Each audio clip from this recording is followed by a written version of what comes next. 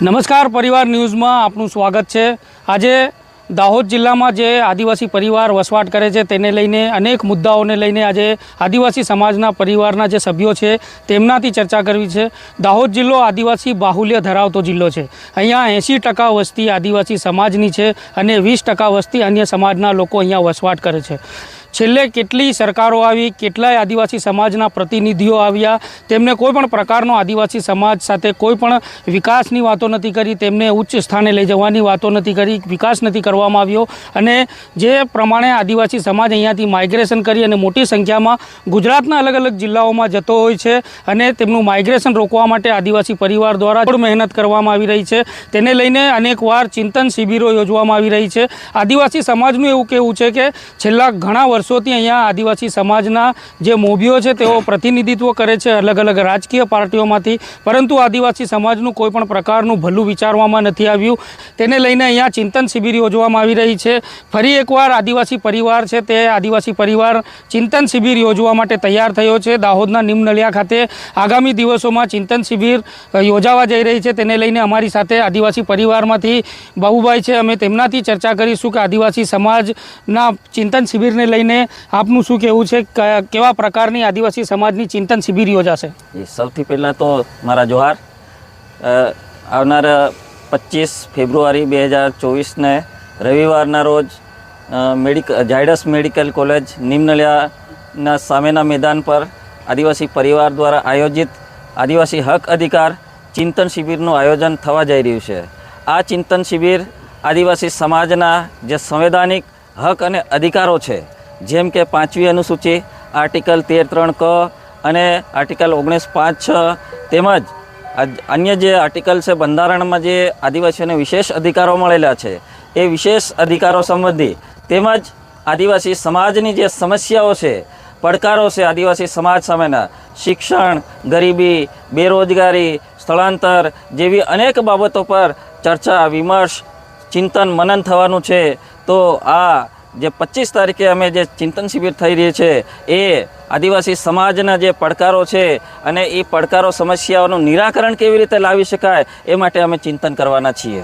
પરંતુ આદિવાસી સમાજના જે વિવિધ રાજકીય પક્ષો સાથે જે આગેવાનો જોડાયેલા છે, જેઓ છેલ્લા કેટલાય વર્ષોથી અહીંયા પ્રતિનિધિત્વ કરે છે, ભાજપ હોય, કોંગ્રેસ હોય, તેમાંથી પણ અહીંયા વિધાનસભા અને લોકસભા ચૂંટણીમાં ઝંપલાવવા માટેની જે તૈયારીઓ છે તે દર્શાવવામાં આવી છે। આદિવાસી પરિવાર સાથે જોડાયેલા કેટલાક લોકો છે તેઓ અલગ અલગ રાજકીય પાર્ટીઓ સાથે જોડાઈ ગયા છે, ત્યારે આદિવાસી પરિવાર કેવા પ્રકારની રાજકીય પક્ષો સાથે રહીને કામગીરી કરશે આદિવાસી સમાજ માટે?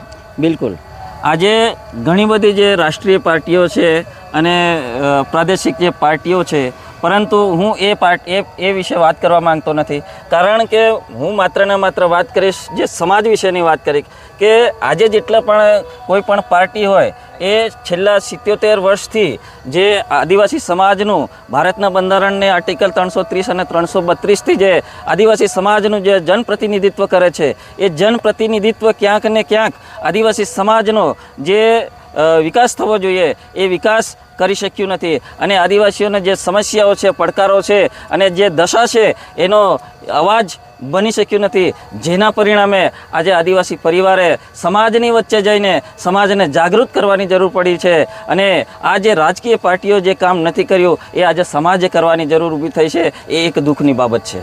તો દાહોદ જિલ્લો આદિવાસી બાહુલ્ય ધરાવતો જિલ્લો છે। અહીંયા આગામી સમયમાં લોકસભાની ચૂંટણી યોજાવાની છે અને આ લોકસભાની ચૂંટણી દરમિયાન જે બીજેપી છે, કોંગ્રેસ છે, આમ આદમી પાર્ટી છે, બીટીપી છે, તેને લઈને અમારી સાથે આદિવાસી પરિવારમાંથી સભ્ય છે, અમે તેમનાથી જાણવા માંગીશું આગામી સમયમાં લોકસભાની ચૂંટણી યોજાવાની છે, પરંતુ આદિવાસી બાહુલ્ય ધરાવતા જિલ્લામાં જે પ્રમાણે 80% વસ્તી આદિવાસીઓની છે અને તે આદિવાસી સમાજ દાહોદમાંથી, જિલ્લામાંથી અને તેમના ગામોમાંથી અહીંયાથી માઇગ્રેશન કરી અને ગુજરાતના અલગ અલગ જિલ્લાઓમાં હોય છે પોતાનું પેટ્યું રળવા માટે, પરંતુ અનેક રાજકીય પક્ષો આવ્યા, અનેકની સત્તાઓ આવી, આદિવાસી સમાજનું ભલું નથી વિચાર્યું, તેમને સિંચાઈનું પાણી આપવામાં નથી આવ્યું, માઇગ્રેશન દૂર કરવામાં નથી આવ્યું અને તેના કારણે જ હાલ આ પરિસ્થિતિમાં આદિવાસી સમાજ છે તે ગૂંચવાયેલો છે। અને આ બાબતે આદિવાસી પરિવારમાંથી શું સ્ટેન્ડ રહેશે લોકસભાની ચૂંટણીમાં માઇગ્રેશન અને સિંચાઈના મુદ્દાને? આદિવાસી પરિવાર એ બિન રાજકીય એક સંગઠન છે।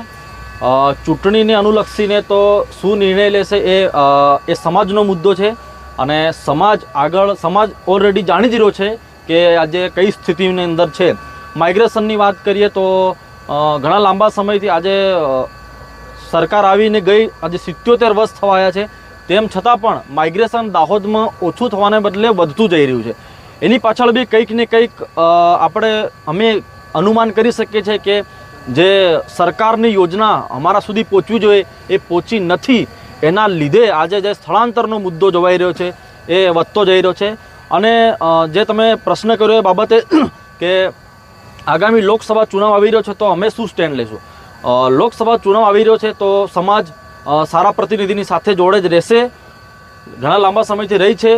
જે સમાજના મુદ્દા અને જે સમાજની પરિસ્થિતિની જોડે જે વ્યક્તિ રહ્યો છે એ વ્યક્તિની સાથે સમાજ હંમેશા રહેશે એવું આદિવાસી પરિવાર એની જોડે રહેશે.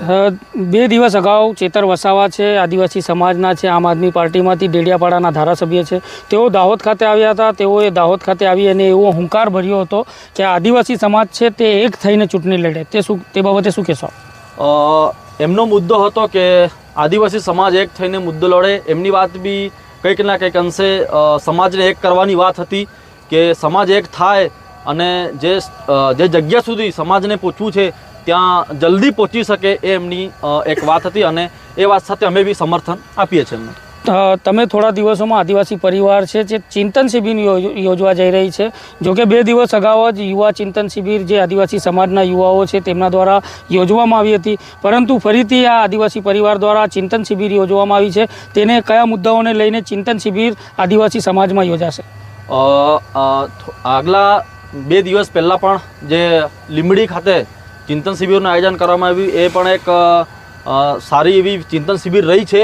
અને એની પાછળ અમે આદિવાસી પરિવાર દ્વારા જે ચિંતન શિબિર કરી રહ્યા છે એની અંદર અમારી જે સંસ્કૃતિ છે એની જાળવણી થાય, અમારી જે રૂઢિ પરંપરા છે એ જળવાઈ રહે અને જે અમારી જે મુખ્ય આજે જે સમાજની અંદર જે સવલત નથી મળી રહી એને કઈ રીતે મેળવીએ અને પોતે કઈ રીતે સક્ષમ બનીએ એ બાબતની શિબિરની અંદર ચર્ચા અને વિચારણા કરીશું. તો આદિવાસી પરિવાર દ્વારા ચિંતન શિબિર યોજવામાં આવી રહી છે. આદિવાસી પરિવાર દ્વારા 25મી ફેબ્રુઆરીના દિવસે સવારમાં 10 વાગ્યાથી લઈને સાંજના 5 વાગ્યા નીમનળિયા ખાતે આ ચિંતન શિબિર યોજવામાં આવી રહી છે. આદિવાસી પરિવાર તેનો મુખ્ય આયોજક છે. અમારી સાથે બાબુભાઈ છે. બાબુભાઈ, ચિંતન શિબિરને લઈને દાહોદ જિલ્લાની પ્રજાને, આ દાહોદ જિલ્લાના આદિવાસીઓના લોકોને આપ શું કહેવા માંગો છો? જોહાર, જય આદિવાસી. આજે 25 ફેબ્રુઆરી 2024ને રવિવારના રોજ આદિવાસી પરિવાર દ્વારા આયોજિત આદિવાસી હક અધિકાર ચિંતન શિબિર યોજાવા જઈ રહી છે.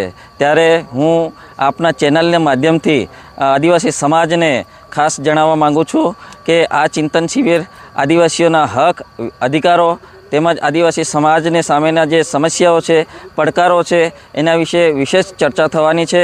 તેમજ આદિવાસી સમાજ કેવી રીતે એક થાય અને જે વિખેરાયેલો છે, જે દરેક પાર્ટી, સંગઠનો, સંપ્રદાયો અને સંગઠનોમાં વહેંચાયેલો છે, એ આદિવાસી વિખેરાયેલો સમાજ કેવી રીતે એક બને અને એક જાજમ પર આવે, એક જાજમ પર આવી સ્વઅભિવ્યક્તિ પોતાનો નિર્ણય લેતો થાય તે માટેનું ચિંતન થવાનું છે, મનન થવાનું છે. એટલે હું આપના ચેનલના માધ્યમથી એ જણાવવા માગું છું આદિવાસી સમાજને કે આદિવાસી સમાજ એક બને અને એક જાજમ પર આવીને પોતાનો નિર્ણય લે અને મોટી સંખ્યામાં આવે અને મોટી સંખ્યામાં ઉપસ્થિત થઈ અને આ પોતાના અધિકારોનો જે વિચાર વિમર્શ કરતો થાય અને નિરાકરણ લાવતો થાય તે માટેનું આ બધાએ મળીને આ ચર્ચા કરવાનું થાય છે, ચિંતન કરવાનું થાય છે. એટલે ફરીથી હું આપની ચેનલના માધ્યમથી આદિવાસી સમાજને જણાવીશ કે આ શિબિરમાં મોટી સંખ્યામાં ઉપસ્થિત થાય અને સહભાગી બને. જય જોહાર, જય આદિવાસી. તો દર્શક મિત્રો, તમે સાંભળી રહ્યા હતા આદિવાસી પરિવારના બાબુભાઈને. તેઓ દ્વારા જે આદિવાસી પરિવાર દ્વારા જે ચિંતન શિબિરનું આયોજન કરવામાં આવ્યું છે તેમનું કહેવું છે કે આદિવાસી સમાજ છે, આદિવાસી સમાજના આગેવાનો છે, તેઓ વિવિધ રાજકીય પાર્ટીઓ સાથે સંકળાયેલા છે. તેઓને એક મંચ ઉપર લાવી અને આદિવાસી સમાજના જે લોકો છે તેમને હક અને અધિકારો આપવા માટેની જે લડત ચાલી રહી છે તેમને સમજાવવા માટે અને જે સંવિધાન મુજબ જે હક અને અધિકારો આદિવાસી સમાજને આપવામાં આવ્યા છે, અંગ્રેજોની સામે જે આદિવાસી પરિવારના જે મોભીઓ છે તેઓએ લોખંડની જેમ ઊભા રહી અને અંગ્રેજોને હિન્દુસ્તાનમાંથી બગાડ્યા છે. તેમને જે સંવિધાન દ્વારા જે હક અને અધિકારો આપવામાં આવ્યા છે તેને લઈને આ ચિંતન શિબિર બેઠક છે તે દાહોદ જિલ્લા ખાતે યોજવામાં આવી છે. અને આદિવાસી સમાજના નાના મોટા દરેક લોકોને અહીંયા આમંત્રણ આપવામાં આવ્યું છે કે આ ચિંતન શિબિરમાં આવો અને આદિવાસી સમાજને જે પ્રમાણે હક અને અધિકારો સંવિધાન દ્વારા આપવામાં આવ્યા છે તેના વિશે દરેક પ્રકારની સમજૂતી અને માહિતી આપવામાં આવશે. આવા જ વિડીયો અને સમાચારો જોવા માટે આપ અમારી ચેનલને યુટ્યુબ ઉપર સબસ્ક્રાઈબ કરી શકો છો અને બેલ આઇકોન દબાવી નોટિફિકેશન મેળવી શકો છો. જો આપ અમને ફેસબુક અને ઇન્સ્ટાગ્રામ ઉપર નિહાળી રહ્યા છો તો અમારી ચેનલને ફોલો કરો, લાઇક કરો અને તમારા વોટ્સઅપ ગ્રુપોમાં શેર કરો. ધન્યવાદ.